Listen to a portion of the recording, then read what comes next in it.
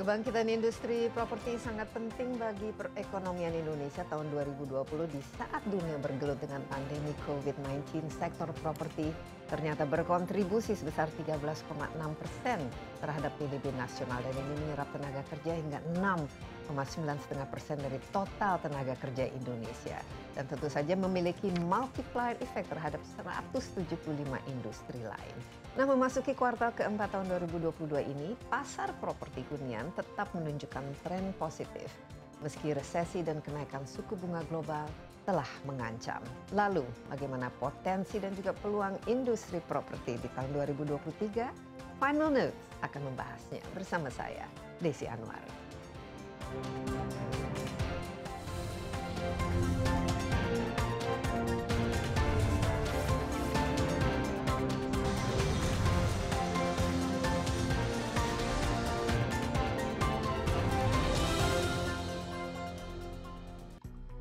Perekonomian dunia tahun 2023 diprediksi akan gelap. Sejumlah tantangan yang akan dihadapi yakni tingginya tingkat inflasi, naiknya suku bunga acuan Bank Indonesia, ancaman resesi global, dan masuknya tahun politik. Meski demikian, pelaku industri properti dalam negeri masih optimistis.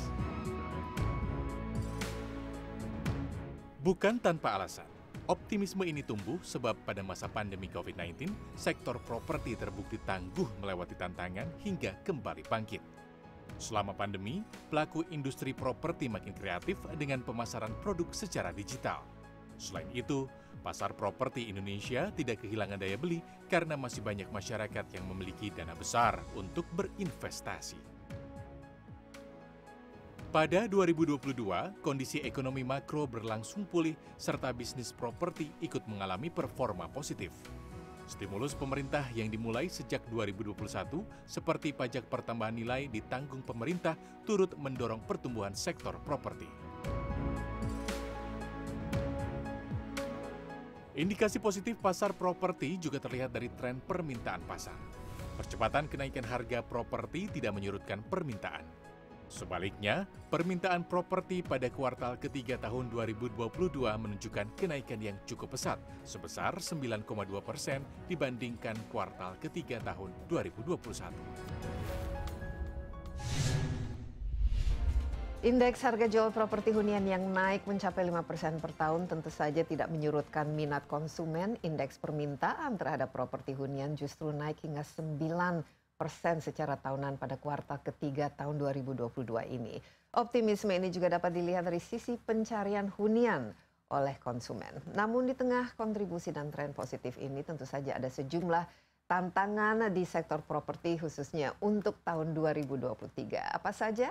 Dan untuk membahasnya saya sudah ditemani di studio bersama Widya Stuti Angkawijaya, Senior Director dari Damai Putra Group. Halo Mbak Widya, apa kabar?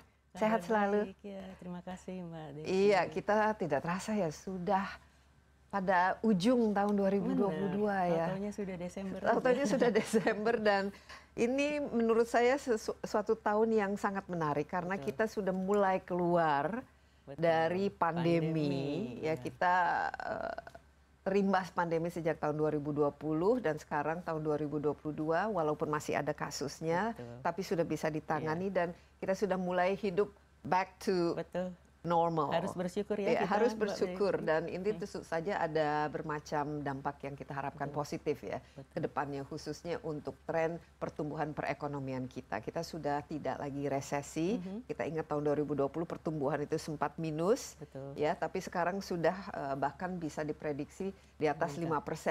Nah, tapi kalau kita kilas balik ya, karena properti ini kan sesuatu investasi yang jangka panjang juga. Sebenarnya ketika kita memulai mengalami COVID pada tahun 2020 dan berlangsung sampai tahun ini, itu dampak yang paling terasa khususnya pada property developer seperti Damai Putra Group ini. Apa yang dalam 2 tahun? Karena 2 tahun ini kan lumayan cukup lama ya Mbak ya. Cukup lama dan kita tidak menduga segini lama ya Mbak Desi ya. Jadi pandemi COVID ini memang benar-benar di luar dugaan siapapun ya di antara kita, dan termasuk juga itu imbasnya kepada bisnis properti itu juga cukup signifikan. Kalau kita bicara properti ya Mbak Desi, konsumen kan kalau ingin membeli properti itu biasanya kan harus datang ke lokasi ya. Harus cek, lihat Harus sendiri. Dia akan melihat show unit dulu itu. Kemudian dia akan melihat lingkungan sekitarnya itu. Karena kalau mau tinggal kan dia juga harus familiar, harus comfortable dengan lingkungan sekitar. Ada fasilitas apa sih di sekelilingnya, kemudian jarak tempuh misalnya dari lokasi tersebut ke tempat kerjanya nanti seperti apa, macet atau tidak dan sebagainya. Nah, dengan adanya pandemi ini kan kita dibatasi ruang gerak lockdown kita. semua, Lockdown, jaga PPKM jarak, dan sebagainya. Tidak boleh. Jadi konsumen juga kesulitan ketika dia memang ada kebutuhan untuk membeli properti, hunian ya, rumah atau apartemen dan sebagainya. Terus bagaimana ya gitu, saya tidak bisa datang ke lokasi, saya tidak bisa mengunjungi show unit, melihat apa gitu, seperti apa bangunan dan sebagainya. Tetapi kan kita tetap harus beroperasi ya sebagai property developer ya. Jadi kita juga mensiasatinya dengan misalnya saja kita menjual properti dengan memanfaatkan teknologi. Lewat Zoom, Lewat digital online, marketing. digital marketing. Iya. Seperti apa aja contohnya? Jadi kita juga melakukan promosi melalui sosial media, kemudian kita juga menerapkan yang namanya 3D virtual tour. Jadi konsumen itu bisa seolah-olah datang ke show unit gitu. Tapi ini virtual tour seperti itu. Kemudian kita juga kan waktu itu sempat juga lockdown, perusahaan juga tidak bisa beroperasi, akhirnya kita juga tidak bisa jualan karena marketing galeri juga harus tutup. Ya kita siasati dengan ya kita melakukan appointment, visit by appointment. Jadi tidak bisa bergerombol, jadi by menerapkan appointment, protokol kesehatan. Protokol kesehatan, visit by appointment, jadi janji jam 2 datang, oke jam 2 datang langsung di site. Kan ruang terbuka ya, kalau di site ya langsung di site, kita lihat lokasi, lihat rumah dan sebagainya, kemudian pulang setelah itu. Jadi hal-hal seperti itu yang kita siasati. Kemudian juga pandemi ini kan dampaknya juga ke konsumen kita. Banyak dari konsumen itu yang bisnisnya terganggu, kemudian kehilangan pekerjaan karena PHK, atau paling tidak mungkin kan ada juga yang gajinya kemudian dipotong ya. Sehingga daya belinya juga menurun. Betul, daya belinya menurun. Kemudian juga ketika dia sudah membeli dan sudah menyicil, akhirnya juga wah cicilannya juga terhambat. Tidak bisa lagi memenuhi cicilan bulanannya. Nah, kita developer kan juga tidak ingin pembelian itu batal ya. Jadi kita siasati juga dengan bekerja sama juga dengan bank itu melakukan rescheduling, relaksasi pembayaran sehingga paling tidak konsumen masih bisa lanjut walaupun mungkin cicilannya nilainya tidak seperti yang sebelum pandemi ya.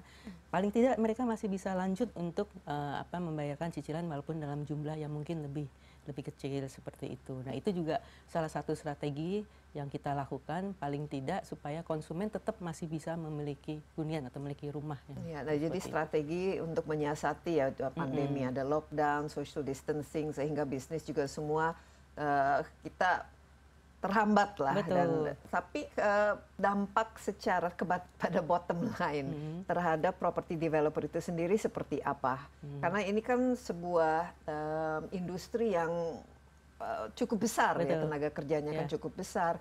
Apa dampaknya terhadap property development secara keseluruhan dan kira-kira bottom line-nya dan kerugiannya kontraksi? Karena pada saat itu kan semua bisnis itu mau tidak mau terkontraksi. Betul. Ada angka-angkanya Kalau secara bottom line terus terang memang kita tidak terlalu berdampak signifikan. Tidak terlalu. Karena yang harus kita lakukan sebenarnya adalah memanage cash flow kita. Bisnis properti itu kan bisnis kepercayaan juga ya Mbak Desi ya. Jadi ketika kita sudah komit kepada konsumen kita, ketika konsumen sudah membeli, kita komit ya ini akan terus dibangun dan kita akan serah terima unit itu kapan gitu. Itu yang harus kita jaga karena kepercayaan konsumen. Nah, jadi pada saat pandemi pun pembangunan tetap harus berjalan. Pembangunan jalan. Tetap harus berjalan karena kita punya komitmen. Sama besarnya seperti sebelum pandemi. Ya, jadi tidak ada misalnya yang apartemen yang sedang dibangun tiba-tiba 2 tahun berhenti begitu karena yang sudah dibangun tidak bisa berhenti. Tetapi yang belum dibangun atau belum launching bisa kita hold seperti itu. Karena komitmen tadi Mbak Desi, kan ketika misalnya saya sebagai konsumen nih ya mau beli apartemen kan saya sudah punya saya akan tinggal di situ tahun depan, saya akan pindah ke situ tahun depan karena saya butuh hunian, atau saya mungkin anak saya akan pindah sekolah di situ, saya butuh hunian. Komitmen itu tetap harus kita jaga. Artinya pembangunan tetap harus jalan, target serah terima kapan tetap harus kita penuhi kepada konsumen. Tapi di sisi lain, uang masuknya kan juga sebenarnya berkurang dengan adanya tadi ya. Nah ini bagaimana dampaknya itu. khususnya terhadap karyawan dalam industri property development itu sendiri? Ada layoff atau ada pengurangan tenaga kerja atau bagaimana? Untuk porsi-porsi tertentu atau bagian-bagian tertentu yang tidak menghambat pembangunan, misalnya seperti back office, seperti itu memang kita lakukan semacam kayak tidak hanya pengurangan tetapi juga minimize jam kerja. Ya, minimize jam kerja sehingga kan juga terus ada efisiensi-efisiensi yang bisa kita hasilkan dari situ. Jadi lebih kepada mensiasatinya seperti itu Mbak Desi. Iya. Nah, tapi minat terhadap hunian tentu saja kalau orang sudah berencana membeli apartemen ini kan berarti kan sudah ada planningnya ya. Betul. Tapi kan properti bukan saja hunian, tapi di situ ada properti yang sifatnya komersial, ada juga yang sifatnya rumah dan dengan tanah dan lain sebagainya. Itu dalam 2 tahun selama COVID ini kira-kira mana yang paling terdampak dengan pandemi itu? Pada saat pandemi lagi hebat-hebatnya itu, Mbak Desi, yang paling berdampak itu adalah sebenarnya yang komersial. Komersial. Ya. Kalau kita bicara di kawasan kami, itu komersialnya memang sudah hidup, retail sudah hidup. Tapi kan dengan adanya PPKM, nah itu dia. Jam operasional mereka juga terbatas kan pada saat itu kan. Buka bisa segini misalnya, atau yang datang dibatasin. Dan otomatis kan itu juga berdampak kepada penghasilan mereka. Namun demikian uang sewa tetap harus jalan kan. Nah jadi kita juga siasati dengan memberikan relaksasi pembayaran sewa. Seperti intinya mereka tetap harus bisa hidup lah, karena kita juga butuh mereka kan, butuh fasilitas komersial, retail di kawasan. Kita juga ingin mereka bisa survive gitu selama pandemi. Jadi yang kita bisa berikan relaksasi atau rescheduling. Iya, tapi pada intinya industri properti ini bisa survive. Salah satu yang tidak istilahnya gulung tikar ya selama pandemi ini bagus, it's good news ya. Mbak, kita istirahat sebentar ya, tapi kita akan lanjutkan final note setelah yang berikut ini. Tetaplah bersama kami akan segera kembali.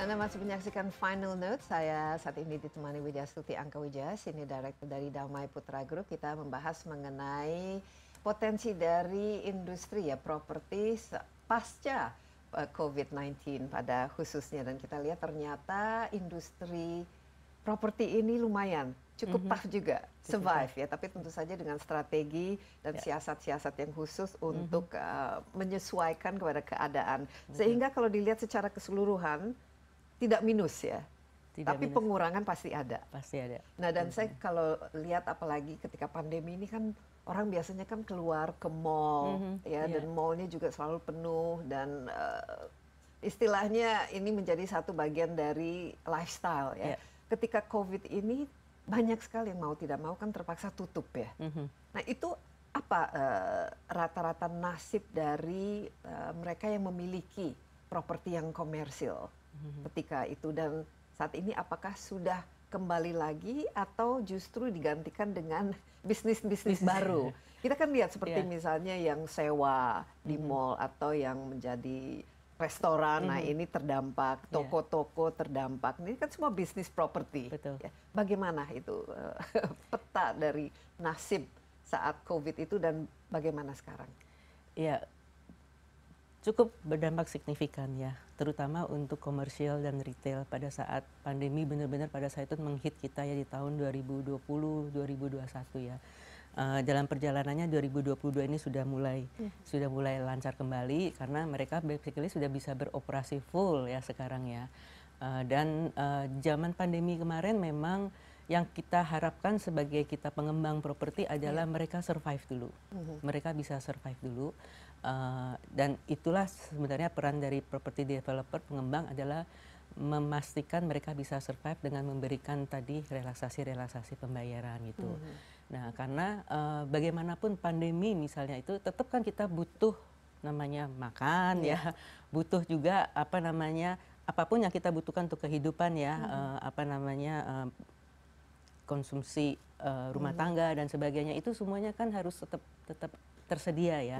Nah, jadi apa namanya komersial ini menurut kami sebagai pengembang properti itu sangat penting gitu, karena itu juga kalau karena kita multiplier efeknya itu luar biasa banyak ya. Tapi ketika tutup itu kan berarti dari situ karyawannya sudah tidak bekerja lagi, vendornya juga tidak bisa jualan dan lain sebagainya. Sementara ini gedung ini kan harus dibayar terus ya, dan harus di-maintain juga. Harus di-maintain. Gitu, nah, itu kalau dihitung dari segi kerugiannya, loss yang seharusnya didapatkan nih, keuntungannya dari komersil ini ada kisarannya berapa, Mbak Widi? Karena ini Damai Putra kan juga punya ini ya, sebagai ada komersilnya, ada huniannya, ada.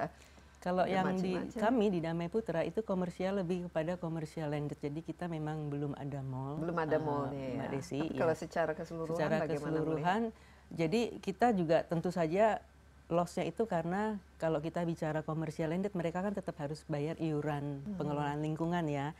Nah itu juga yang tersendat.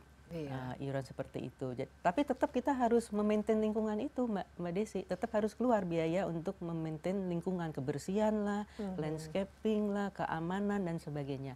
Jadi, dan juga sekarang listrik kan ada minimum charge. Betul. Ini IPL tuh biasanya, iuran lingkungan dan juga ininya ya, service charges-nya dan yang lain-lain. Jadi memang kita terhit di situ karena dari sisi pemasukan juga berkurang, tetapi biaya-biaya itu tetap harus kita keluarkan seperti itu. Nah sekarang ini bagaimana tahun sekarang 2022 ini? Sudah mendekati normal. Sudah mendekati normal. Sudah mendekati normal. Oke, kalau dari sumber penghasilan ini kan industri properti banyak sekali sumber-sumber pertumbuhannya lah istilahnya, dari penjualan misalnya tanah, dari rental. Dari pembangunan apartemen, saya lihat itu banyak sekali ya apartemen menjamur, apalagi di kota-kota besar seperti Jakarta ini. Tapi ada juga tadi yang komersial, ruko dan lain sebagainya.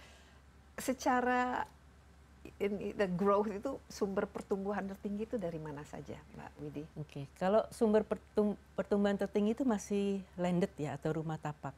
Rumah hunian yang ada tanahnya. Betul, rumah yang ada. Itu berapa persen kalau kita lihat dari itu cukup signifikan. Kenapa? Karena masyarakat Indonesia masih terbiasa ya untuk tinggal di rumah tapak ya, seperti itu. Dan terus terang juga kebutuhan, demand daripada perumahan itu masih signifikan gitu. Namun demikian kalau untuk yang milenial itu kan kaum milenial itu kan lebih mengedepankan convenience itu ya. Dan juga mungkin kantongnya yang belum terlalu dalam ya untuk membeli. Jadi sebenarnya sebagai developer kita harus memahami sebenarnya apa sih kebutuhan demand yang terjadi gitu ya untuk properti. Kalau sekarang kita bicara mengenai majority yang membutuhkan hunian itu adalah sebenarnya kaum muda, kaum milenial. Ada berapa juta itu kalau kita lihat ini potensinya? Mereka karena sekarang kita bonus demografi ya, jadi rata-rata masih usia produktif ya. Usia produktif dan mereka itu keluarga muda atau profesional muda gitu ya, yang memang lebih mengedepankan convenience. Convenience dalam artinya, kalau saya tinggal di sini misalnya, saya butuh untuk hangout gitu, saya butuh untuk beli makanan, saya butuh untuk ke lokasi kerja, itu convenience harus semuanya. All in one ya, supaya mereka bisa gaul, bisa menikmati. Nah ini biasanya di tengah-tengah kota ya. Tapi bagaimana dengan yang selama ini kita lihat yang di pinggiran? Nah di pinggiran ini kan ada semacam kota ini, kota itu yang semuanya juga serba dekat dan fasilitas serba ada, tapi rata-rata kan tapak ya.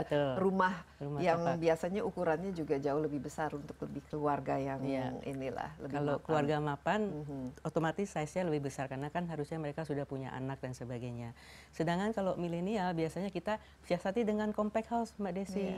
Jadi yang ukurannya memang lebih kecil. 25 meter per 30. Bahkan luasannya kecil tapi nanti bisa bertumbuh. Karena kalau nanti mereka sudah berkeluarga punya anak masih bisa misalnya dinaikkan lagi ya, tambah ruangan, tambah apa. Jadi seperti itu.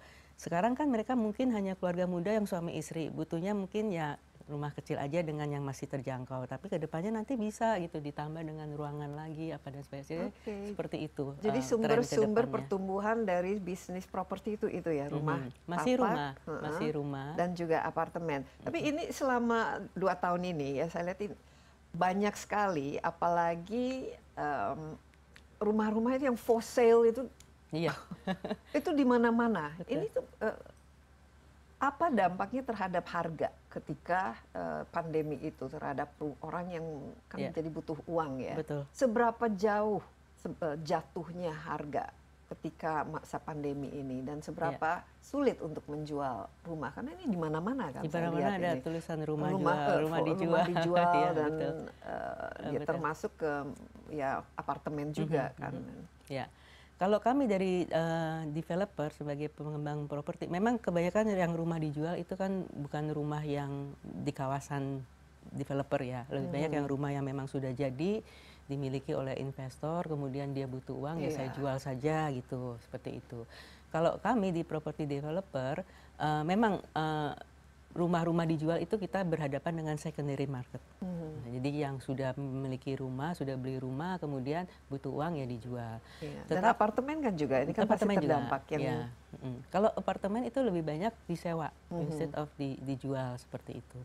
Nah kalau kami siasatinya itu dengan cara, jadi harus ada advantage tertentu dengan membeli di developer, Mbak Desi, bukan membeli langsung dari pemilik itu.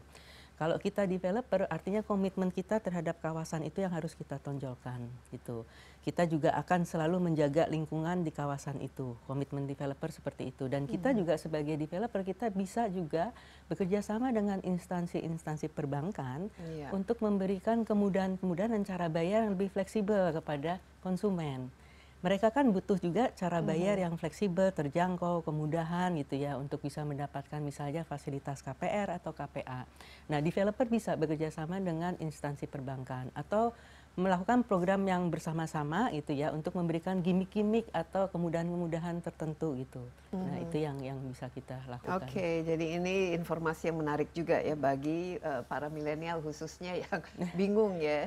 Ingin membeli apartemen tapi mungkin salary-nya atau pendapatannya masih kurang dan mau tidak mau ya harus ada disiasati karena ini merupakan salah satu pasar yang sangat potensial ya. Jadi jumlah yang mencari hunian itu kira-kira berapa ya, Mbak Widi? Apakah ada angkanya dalam kisaran juta berapa masih? Peluang untuk membangun apartemen ini masih dibutuhkan kira-kira berapa juta apartemen di Indonesia ini? Mbak Desi, kalau di tahun 2021 sendiri sebenarnya itu ada data juga yang menyatakan bahwa backlog ya, backlog kepemilikan rumah itu masih cukup signifikan di kisaran 12,7 jutaan. 12,7 juta, jadi masih besar. Ya, jadi banyak itu sebenarnya masyarakat di Indonesia yang masih butuh rumah, butuh rumah. Jadi nah inilah sebenarnya ini kan menjadi satu potensi peluang ya terhadap industri properti ini. Baik, kita istirahat sebentar, tapi hal ini mungkin kita perlu dalami ya dalam segmen yang berikutnya. Tetaplah bersama kami, Final Notes akan segera kembali.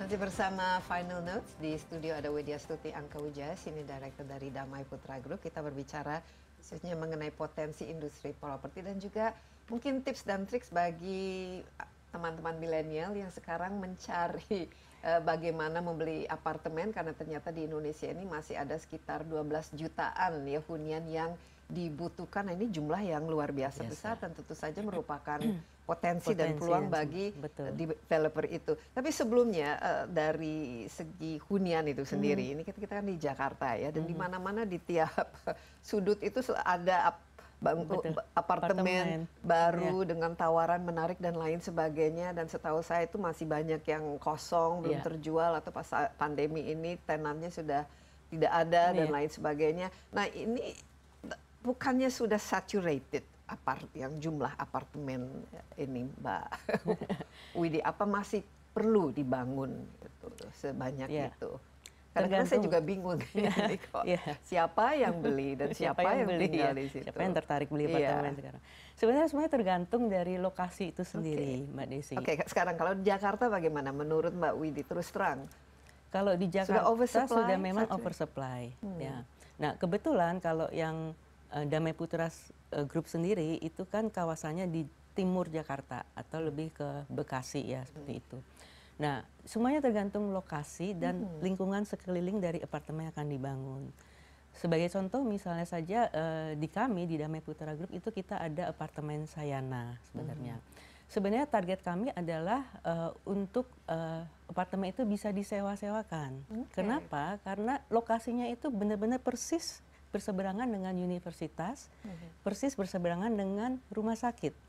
Jadi potensi pasarnya adalah mahasiswa-mahasiswa yang memang butuh hunian, ya bisa tinggal jalan aja, ya mau masuk kelas jam 8 pagi, mereka bangun pagi jam 7 juga keburu, setengah 8 juga keburu, langsung jalan masuk kelas. Atau juga dokter-dokter, perawat, ya tenaga medis gitu yang memang karena pekerjaannya harus shift malam dan sebagainya, tentunya kan juga butuh hunian yang within walking distance lah, istilahnya seperti gitu.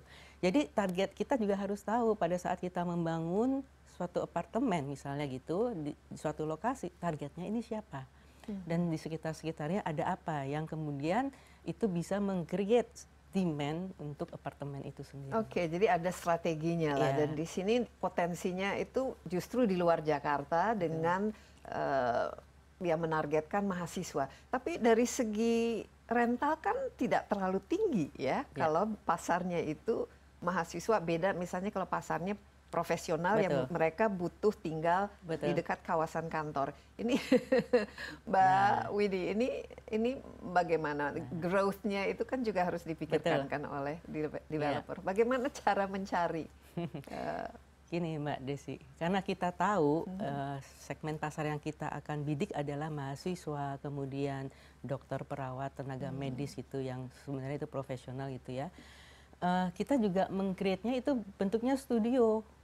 Jadi yang memang studio karena kan mereka hanya butuh datang bawa badan saja. Bawa badan terus kemudian tidur beristirahat, besoknya sudah beraktivitas lagi gitu. Mereka tidak punya keluarga yang mungkin punya anak 1 atau 2 dan sebagainya karena mereka adalah mahasiswa dan juga tenaga medis yang memang datangnya dari luar kota ya kebetulan itu untuk bekerja di situ. Jadi majority dari apartemen yang kita bangun misalnya karena kita tahu pangsa pasarnya adalah mahasiswa, studio bentuknya.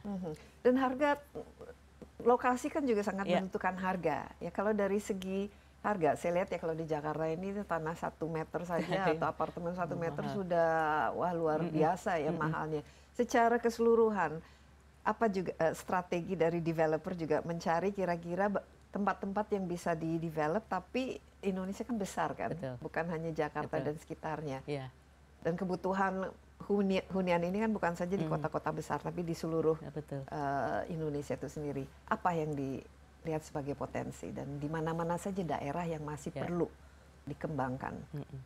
Mbak Desi, kalau kita lihat kondisi sekarang ya, pemerintah kan juga sudah membangun infrastruktur yang cukup bagus ya. Ruas jalan tol juga itu dibangun juga luar biasa. Kemudian sarana transportasi juga luar biasa dibangunnya. Jadi jarak itu sekarang sudah tidak menjadi terlalu berkendala lagi gitu. Dengan adanya sarana transportasi, kita misalnya aja kerja di Jakarta nih. Kita mau tinggal sekarang di Bogor atau di Bekasi atau bahkan misal di Cikarang itu sudah tidak terlalu menjadi halangan lagi dengan adanya sarana transportasi yang baik gitu. Nah, tinggal sekarang jeli-jelinya aja developer ini kemudian memilih lokasinya. Tentunya lokasi yang harus dipilih adalah lokasi yang pertama harga tanahnya masih affordable ya bagi developer. Kemudian lokasinya juga harus berdekatan dengan sarana-sarana transportasi sehingga memberikan kemudahan kan kepada penghuninya nanti. Kalau saya mau kerja di Jakarta dari mana, gampang gitu ke sananya karena misalnya aja ada jalur LRT-nya, ada jalur MRT-nya misalnya aja. Ruas tol juga langsung misalnya aja masuk ke masukkan jalan tol gitu. Nah, hal seperti ini yang memang harus kita perhatikan jadi dalam pemilihan lokasi.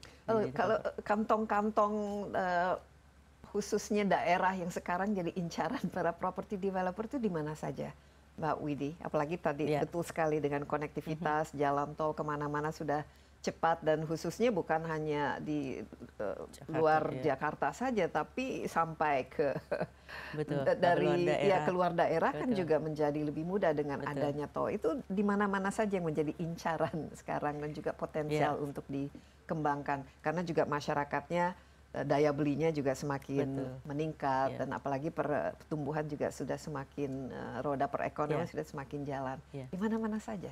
Yang tentunya pastinya juga infrastruktur sarana transportasi sudah berjalan. Kami Damai Putra Group juga punya proyek di luar kota juga. Kita ada di Sidoarjo, kita ada juga di Yogyakarta dan Magelang. Karena di sana infrastrukturnya juga sudah bertumbuh juga, Mbak Desi. Jadi itu juga terus terang juga pasti akan mengangkat properti, mengangkat bisnis properti dan juga mengangkat harga properti.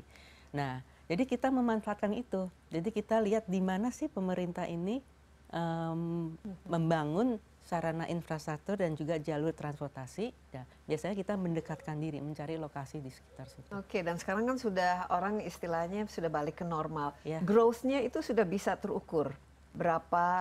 Apakah sudah ada tren peningkatan dari pembelian hunian ini? Baik apartemen maupun rumah tapak dan juga tanah lah. Betul, ya. Kalau dibilang growth dari sisi demand-nya itu memang meningkat. Meningkat, ya, meningkat itu.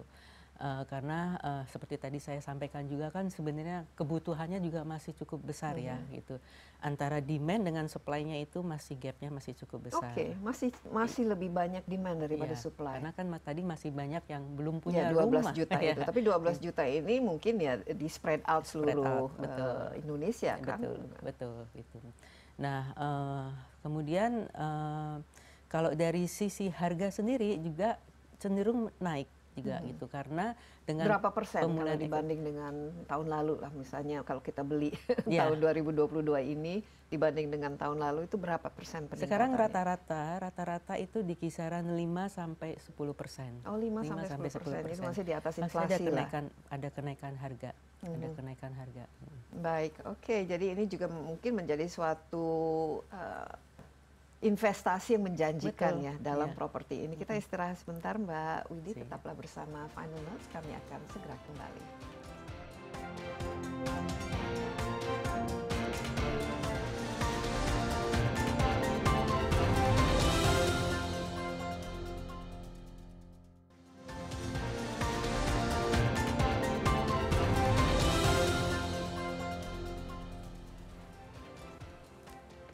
Iya, Final Notes kali ini membahas bagaimana geliat pasar properti di Indonesia dan saya ditemani Widya Stuti Angkawijaya, Senior Director dari Damai Putra Group. Nah, kalau bisnis properti ini ternyata cukup menjanjikan ya dan dari segi peningkatan dan ternyata demand-nya masih melebihi supply sehingga berarti ruang untuk profit ya dalam bisnis ini juga masih terus-menerus akan kita lihat apalagi ketika roda perekonomian kembali berjalan, orang juga semakin bisa lah untuk membeli huniannya. Tapi yang saya tadi tertarik ya dengan masih ada backlog 12 jutaan dan rata-rata tadi pasarnya ke lebih milenial yang ingin istilahnya memiliki hunian yang lokasinya bagus, convenient, mungkin ada fasilitasnya juga bagus ya, dekat tempat kerja dan lain sebagainya atau paling tidak dekat transportasi. Ini lahan yang subur ya. Kompetisinya kan juga pasti banyak. Bagaimana menyiasati sehingga karena industri properti ini banyak sekali pelakunya, pemainnya dan tentu saja memiliki strategi atau melihat peluang yang sama.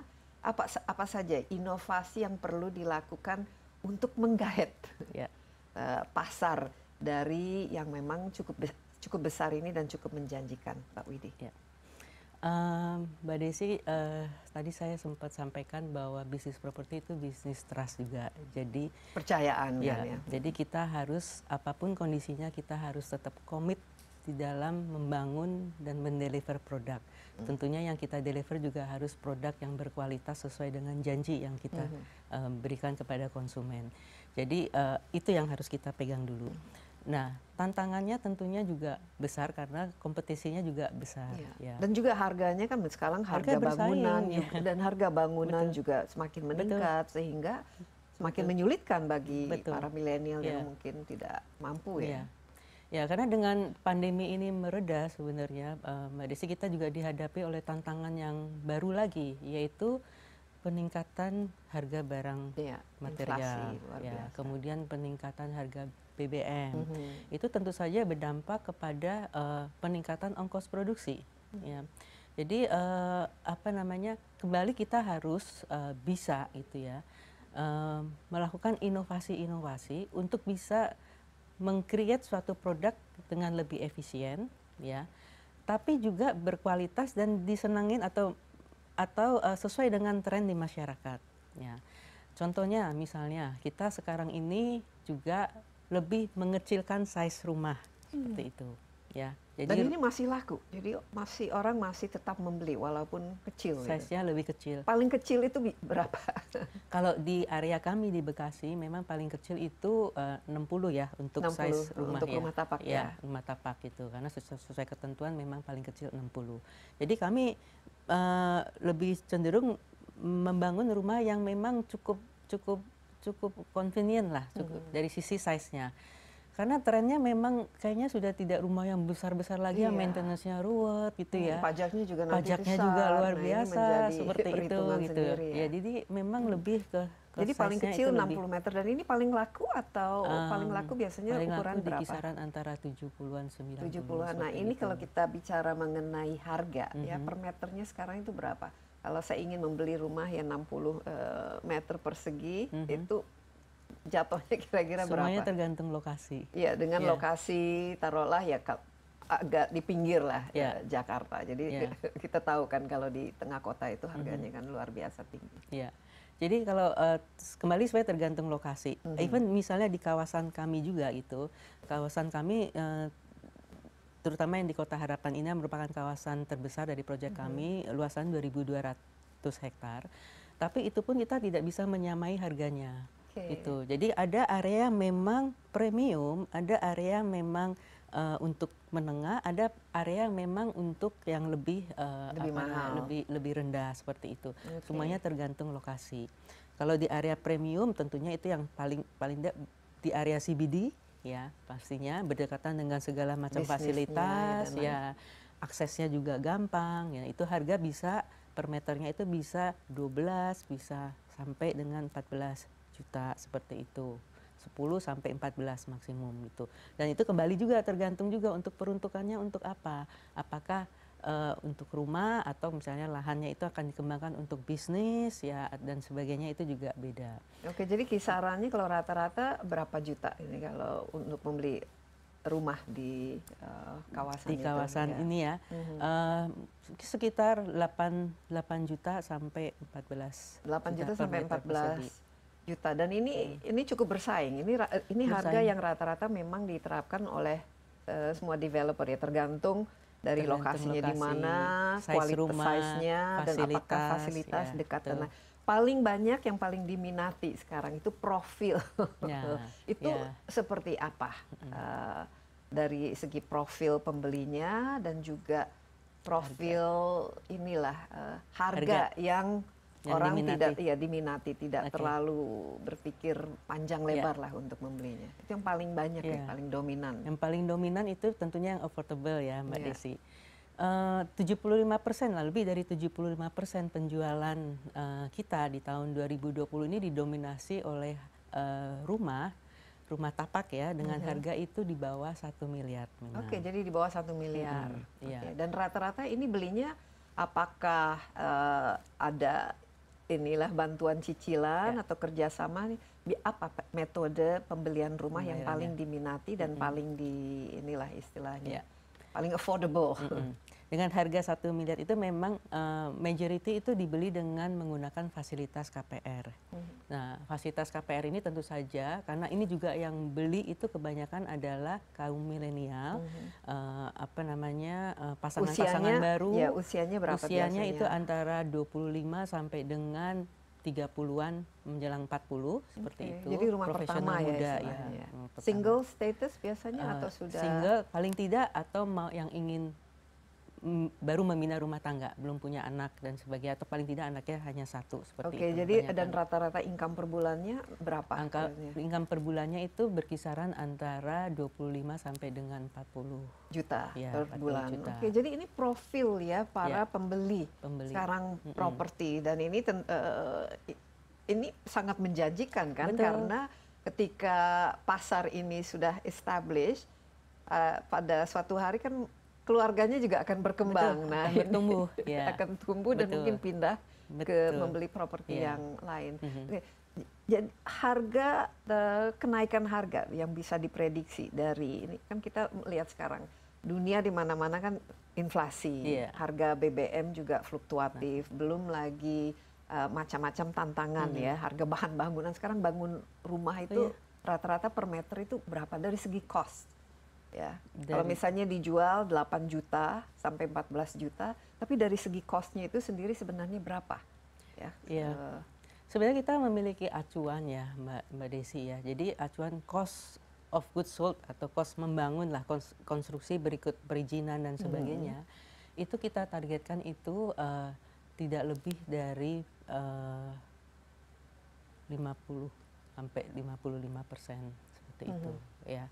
Jadi itu yang acuan kita gitu. Memang kalau kita bicara properti, cost terbesarnya itu adalah di cost pembangunan tentunya. Karena kita kan harus membangun infrastruktur, harus membangun unitnya, bangunannya. Ada jalan aksesnya. Belum lagi juga biaya perizinannya itu, biaya pematangan tanahnya. Nah, ini semuanya masuk di dalam tadi komponen cost of goods sold tadi itu. Nah, itu kita patok di situ karena kita juga punya kisaran berapa profit yang harus kita dapatkan. Berapa minimum profit margin yang membuat developer itu merasa ya bisa bukan saja bisa survive tapi bisa untung ya, bisa berkembang. Berapa ini? Kalau kami mencanangkan itu di kisaran antara 28 sampai dengan 30%.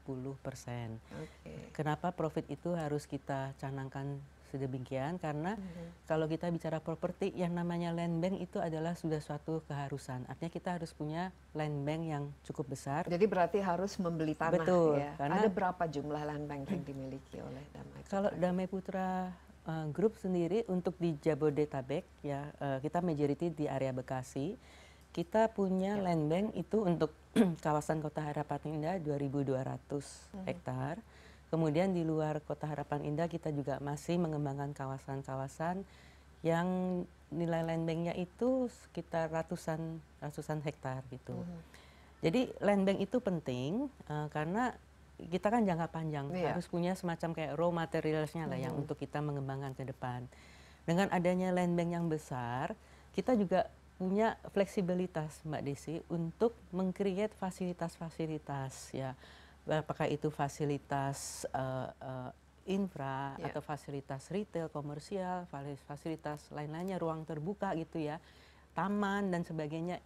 Itulah sebenarnya yang apa namanya dunia properti itu sebenarnya harus meng-create itu. Baik, kawasan.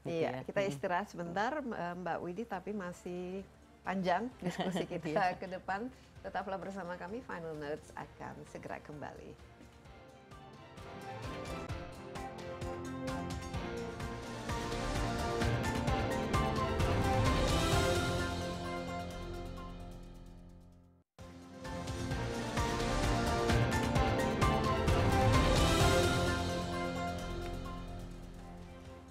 Final Notes kali ini bersama Widya Stuti Angkawijaya, Senior Director dari Damai Putra Group. Kita membahas mengenai potensi dari industri properti dan kita lihat ternyata cukup menjanjikan, apalagi dari segi pihak developernya itu bisa dapat dari segi profit marginnya dari 28 hingga 30%, jadi cukup bagus ya.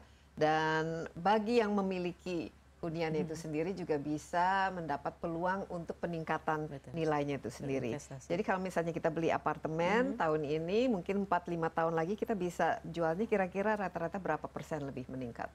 Kalau kenaikan apartemen di kawasan kami itu kisarannya antara 8 sampai 10%. Antara per 8 tahun. sampai 10%. Dan ini tentu saja jauh di atas misalnya kita menyimpan uang di deposito. Betul, harus begitu. Ya. Ya, Tapi harus kalau rumah tapak yang paling diminati berapa persen peningkatannya? Apakah Nah. lebih tinggi atau Rumah tapak ini bisa lebih tinggi Mbak Desi karena harga lahan itu pasti selalu meningkat. iya, berapa Harga persen lahannya. kira-kira peningkatannya? Bisa lebih dari 10%. Bisa lebih dari 10%. Wah, jadi ini merupakan suatu investasi ya, tentu saja kita memiliki Ya. tempat tinggal yang sangat penting, tapi juga memiliki aset yang dari tahun ke tahun meningkat. Nah, ini kan sekarang kalau orang bicara investasi ya, banyak sekali pilihan untuk melakukan investasi. Menurut Mbak Widi, ini industri properti ini sangat diminati menjadi sumber dari investasi, misalnya dibandingkan dengan instrumen-instrumen lain. Ya. Kalau kita bicara properti, Mbak Desi, bisnis properti itu kayaknya tidak akan pernah mati ya. Jadi akan terus bertumbuh. Kenapa demikian? Karena yang namanya hunian itu kan tetap kebutuhan premier ya. Ya. Jadi demand itu akan selalu ada. Demandnya itu pasti akan selalu ada. Dan bisnis properti itu adalah salah satu, atau industri properti itu adalah salah satu industri penggerak roda perekonomian di Indonesia sendiri itu. Jadi pemerintah pasti akan mendukung dalam hal ini. Dan selama ini cukup mendukung sekali dengan ya. regulasinya yang Betul. memang bisa regulasi, membantu. kemudian pemerintah juga memberikan stimulus-stimulus. Kalau di tahun 2021-2022 Apa kemarin stimulusnya? itu kan ada pajak pertambahan nilai atau PPN yang ditanggung oleh pemerintah. Di awal itu 100%, tetapi kemudian menjadi 50%. Tapi itu sangat membantu. Sangat membantu. Sangat Tapi sekarang membantu. sudah balik lagi ke 100% atau Iya, masih? sekarang ini sudah berakhir gitu. Kami menunggu kebijakan pemerintah stimulus apa lagi gitu yang akan diturunkan. Kemudian DP 0% untuk KPR. Bayangkan Mbak Desi, DP 0% untuk KPR. Jadi kita juga sangat terbantu ya, karena mungkin pemerintah juga menginginkan industri properti tetap selalu bangkit. Apalagi industri ini kan juga menyerap tenaga kerja yang cukup besar ya, tenaga kerja konstruksi dan lain sebagainya. Belum tadi multiplier efeknya, kalau ada kawasan yang di-develop tentu saja ini menjadi sumber pusat perekonomian dan lain sebagainya. Nah, dari hunian ini yang tadi rumah tapak atau apartemen, banyak juga kan orang yang membeli khusus untuk investasi, tidak tinggal di situ, tapi untuk disewakan atau mungkin untuk dijual kembali. Kira-kira profilnya seperti apa? Berapa persen yang membeli khusus untuk tinggal di situ, atau berapa persen yang hanya untuk berinvestasi atau ingin menjual kembali dengan harga yang lebih tinggi?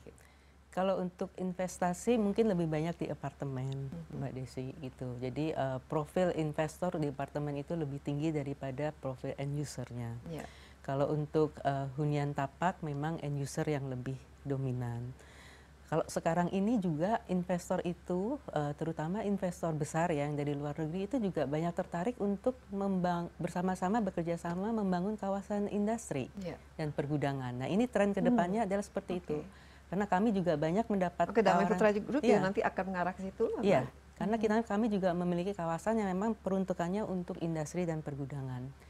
Dan banyak investor juga dari luar yang sudah datang berminat. Contohnya di mana daerah yang paling diminati untuk kawasan industri? Kita punya namanya kawasan Segara Jaya ya.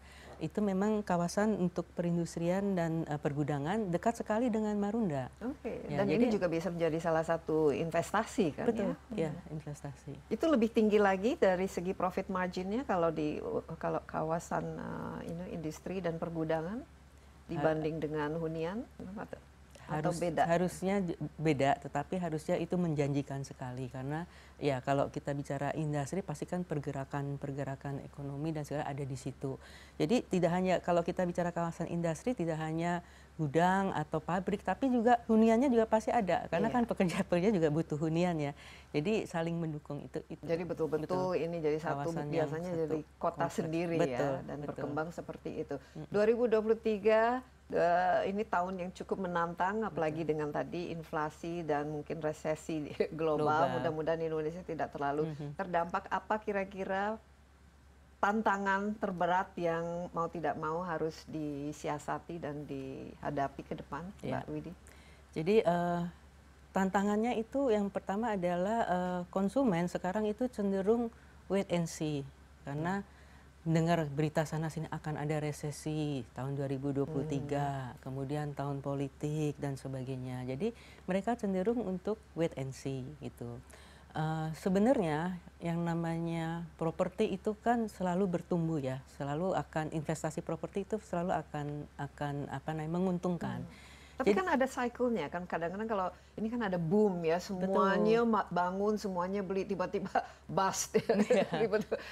Ada jadi proyek mangkrak dan lain sebagainya. Ini merupakan tantangan juga atau sesuatu yang diperhitungkan? Ya, yang penting bagi kita developer adalah kita jeli-jeli seperti tadi membidik pasar, melihat lokasi dan komitmen kita.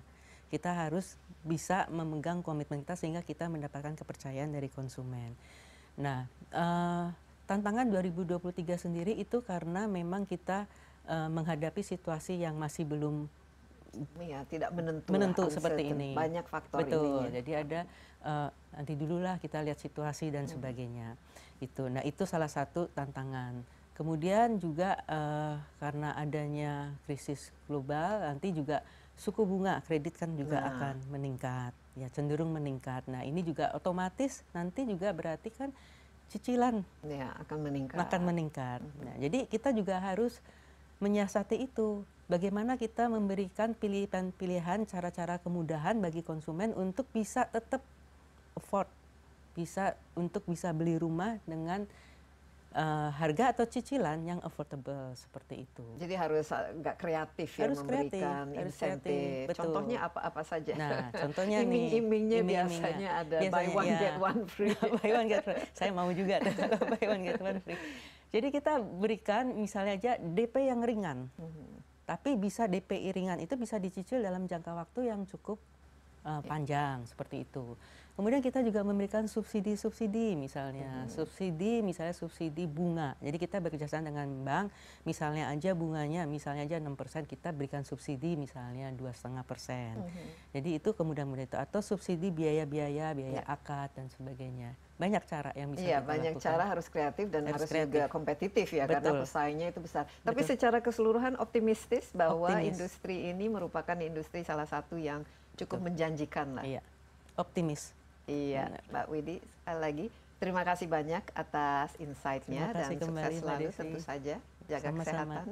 Sama-sama Mbak Desi, terima kasih. Ya, demikian Final Notes kali ini. Anda juga dapat menyaksikan tayangan ini di YouTube CNN Indonesia. Terima kasih atas perhatiannya. Sampai jumpa. Stay safe. Bye-bye.